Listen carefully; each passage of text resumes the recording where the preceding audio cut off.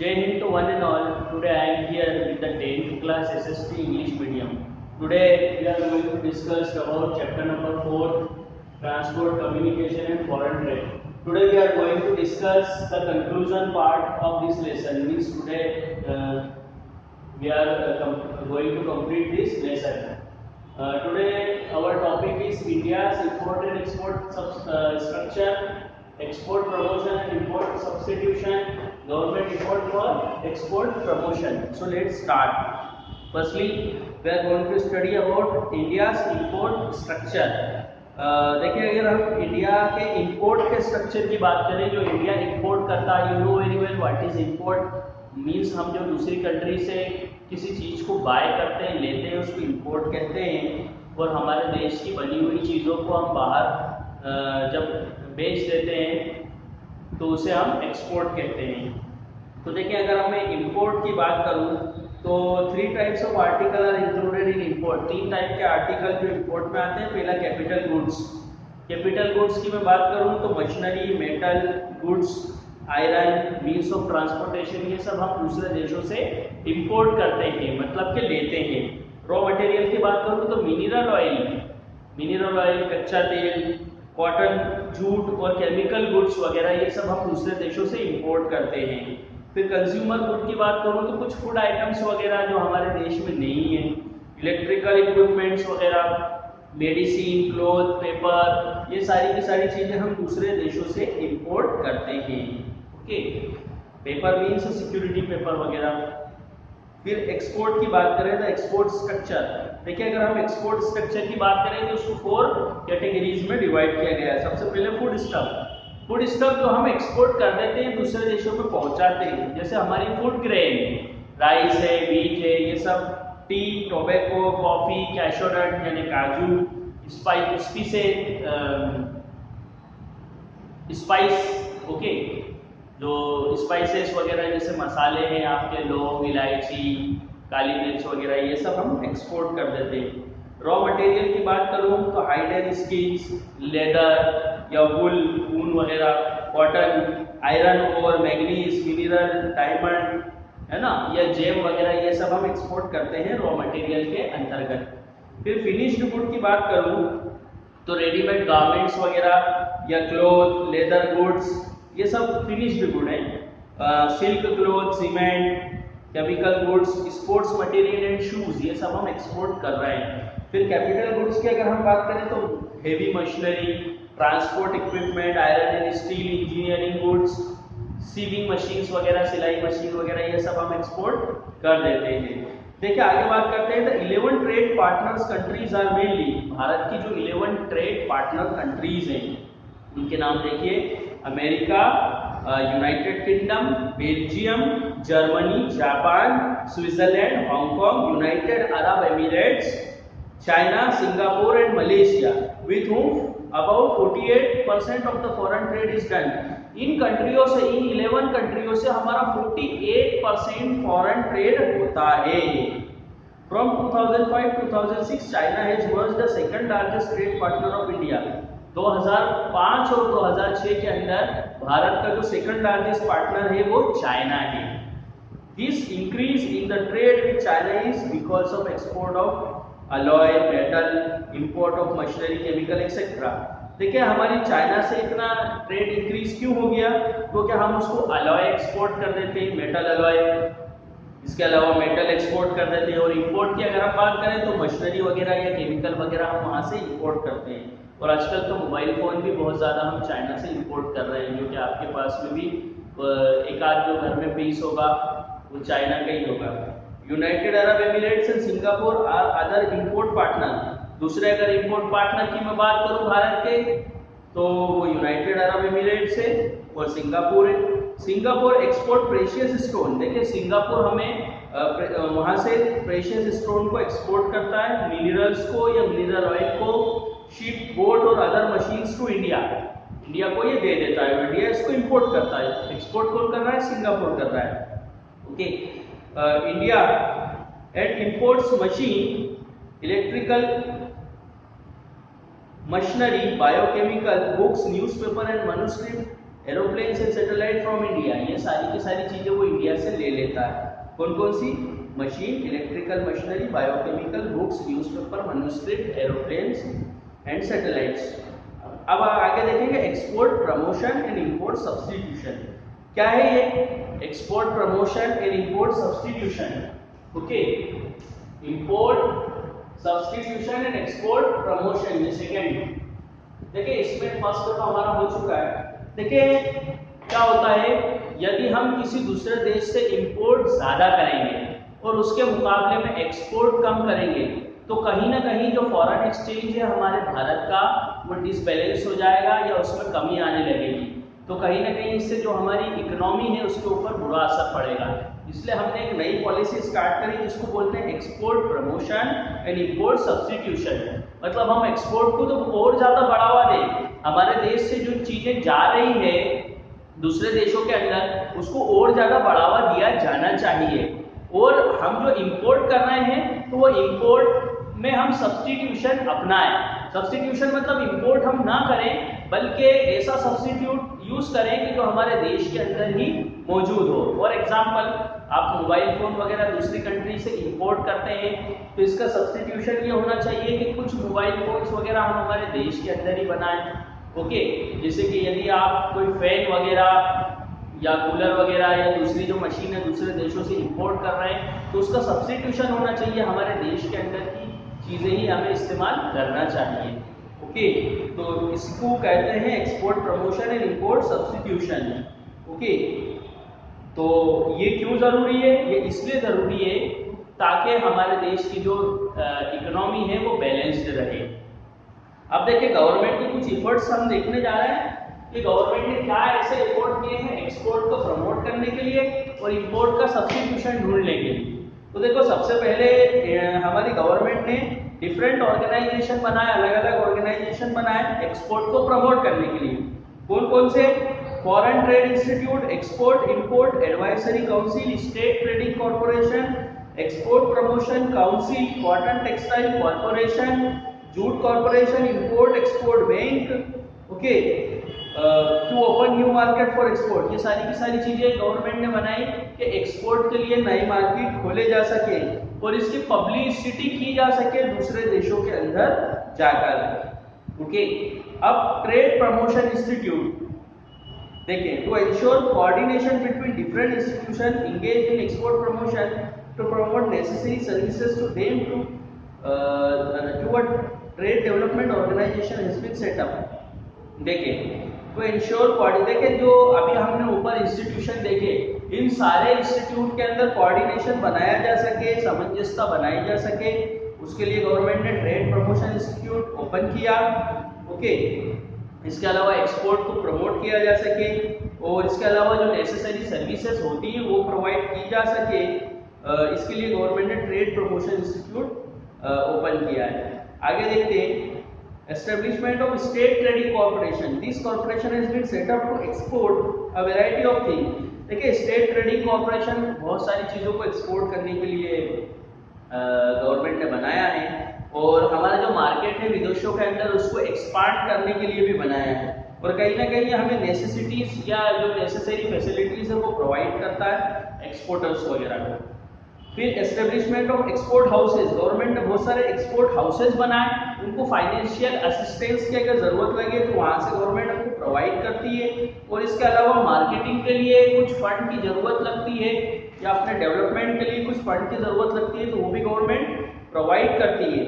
Okay, there are 7 export resource centre. इसी एक अभी हमारे भारत के अंदर 7 एक्सपोर्ट रिसोर्स सेंटर है। कहाँ पर है? Kandhla Gujarat, Santa cruise Maharashtra, Santa cruise Mumbai में है ना, कोची केरला, चेन्नई तमिलनाडु, नोएडा उत्तर प्रदेश, फल्टा वेस्ट बंगाल, विशाखापट्टनम आंध्र प्रदेश।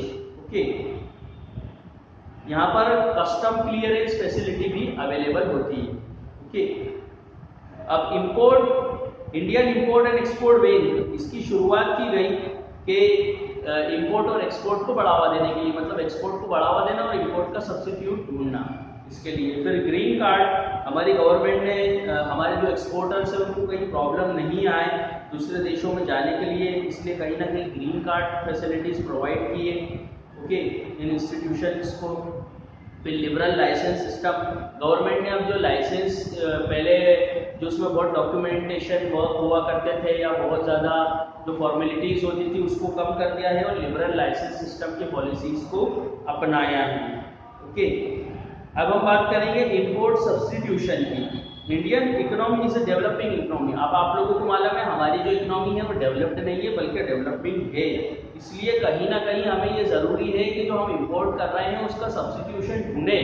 यदि हम ज़्यादा चीज़ों को इंपोर्ट करेंगे तो हमारी जो इकोनॉमी है इसके ऊपर बुरा असर पड़ेगा। तो कहीं ना कहीं हमें सब्स्टिट्यूट ढूंढना है, जो विदेशों से चीज़ें आ रही है उसका सब्स्टिट्यूट ढूंढना है ताकि हमारा फॉरेन एक्सचेंज से हो सके। इसके लिए गवर्नमेंट ने इंडस्ट्रियलाइजेशन को बढ़ावा दिया है कि देश के अंदर ज़्यादा से ज़्यादा इंडस्ट्रियलाइजेशन हो, बहुत ज़्यादा उससे एम्प्लॉयमेंट अपॉर्चुनिटीज़ बनेगी, अनएम्प्लॉयमेंट भी खत्म होगा। और इसके अलावा जब हम इसको एक्सपोर्ट करेंगे भारत से तो कहीं ना कहीं हमारी जो अर्निंग है वो भी ज़्यादा होगी, ओके। तो ये आपका चैप्टर यहाँ पर कंप्लीट हो चुका है, चैप्टर नंबर 4। इसमें हमने ट्रांसपोर्ट से रिलेटेड चीज़ें देखी, कम्युनिकेशन से रिलेटेड चीज़ें देखी और इसके अलावा फॉरेन ट्रेड से रिलेटेड चीज़ें देखी। अब हमारा नया चैप्टर स्टार्ट हो रहा है, chapter number 5, map reading and depiction. इसका केवल और केवल आपको इंट्रोडक्शन पार्ट में आज पढ़ाऊंगा, बाकी का जो इसका पार्ट है वो हम कल डिस्कस करेंगे। तो सबसे पहले तो यहाँ से हम चैप्टर नंबर 4 को रब कर देते हैं, ओके।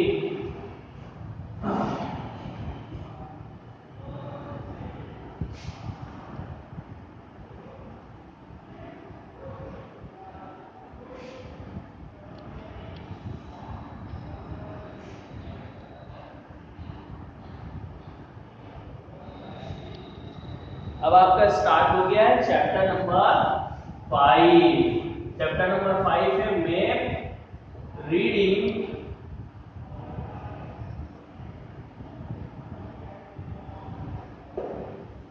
And depiction.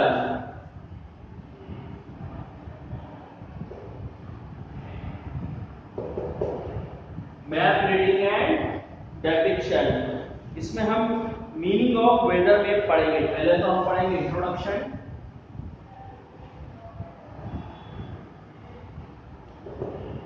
और सेकेंडली पढ़ेंगे meaning of weather map.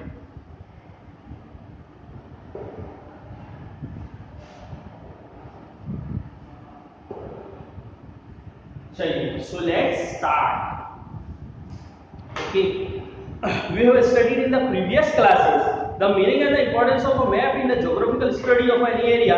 Maps are different types: physical, political distribution, and the study of a map developed for a particular purpose. In this chapter, we shall study about the weather map of any specific area.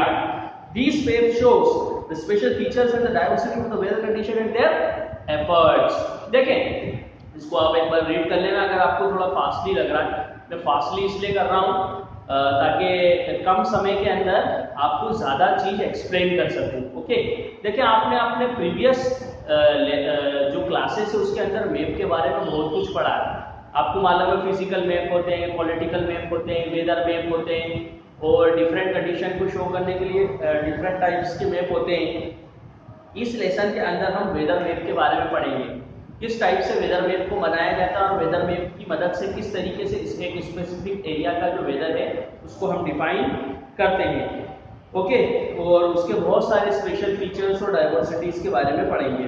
अब हम बात कर लेते हैं meaning of weather map की। हमने introduction part ले लिया, हम पढ़ रहे हैं चैप्टर नंबर 5 10th क्लास के आपके टेक्स्ट बुक का मैप रीडिंग एंड डिपिक्शन, जो स्टार्ट हो रहा है पेज नंबर 92 से, okay. Meaning of weather map, weather map का मीनिंग क्या होता है? देखें, These maps which shows the weather condition, ऐसा मैप जो वेदर कंडीशन को शो करता है of any area on the earth के किसी भी एरिया की वेदर कंडीशन को जो शो कर रहा है उसको हम वेदर मैप कहेंगे।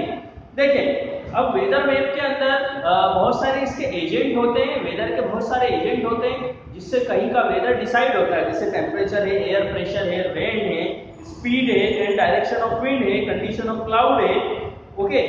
तो इसको हम कुछ कन्वेंशनल साइन और सिंबल की मदद से देखते हैं। जो आपके कन्वेंशनल साइंस एंड सिंबल्स हैं ये ऑल ओवर द वर्ल्ड जो है मान्य है। हमने international conventional signs and symbols का हम यूज करते हैं ताकि इसको हम फ्रीली डिस्कस कर सकें।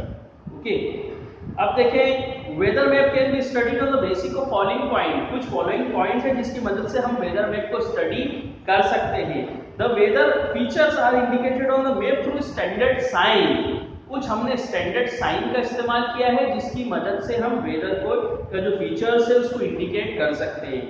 देखिए वेदर मैप को प्रिपेयर करने के लिए हमारे पास इंफॉर्मेशन कहाँ से आती है? बहुत सारी वेदर ऑब्जर्वेटरीज हमने लगाई हैं, या जो एरोप्लेन्स में पायलट होते हैं उनसे भी हम समय समय पर जो कंडीशंस है वो लेते हैं। फिर बलून या शिप्स वगैरह की मदद से भी कंडीशंस को मालूम किया जाता है। इसके अलावा ऑब्जर्वेटरीज से देखो कुछ कंडीशंस ऑब्जर्वेटरीज से पता लगाई जाती है, वेदर ऑब्जर्वेटरीज से, जैसे वेदर कंडीशन है, कुछ वेदर कंडीशन जैसे कि temperature, rain, speed of wind and direction of wind, humidity, duration of the day, condition of the sea, previous and present weather condition. इसके अलावा every developed country publish weather map. हर developed country अपना एक weather map निकालती है। India के अंदर जो वेदर मैप है उसकी शुरुआत हुई 1875 के अंदर। आज जो वेदर मैप वगैरह है वो पुणे से निकाले जाते हैं। The weather condition information observe from weather map are published in newspaper. देखो अब जो वेदर कंडीशन और इंफॉर्मेशन जो वेदर मैप के द्वारा हमें मिलता है उसको न्यूज़पेपर में पब्लिश किया जाता है, या रेडियो, टेलीविजन या इंटरनेट पर ब्रॉडकास्ट कर दिया जाता है। Okay, For preparing weather map, weather condition observation of fact and document is done in the observatories। देखिए अगर हमें वेदर मैप बनाना है तो ऑब्जर्वेटरीज के अंदर हमें कुछ वेदर कंडीशंस या फैक्ट और डॉक्यूमेंटेशन ये पूरी करना पड़ती है।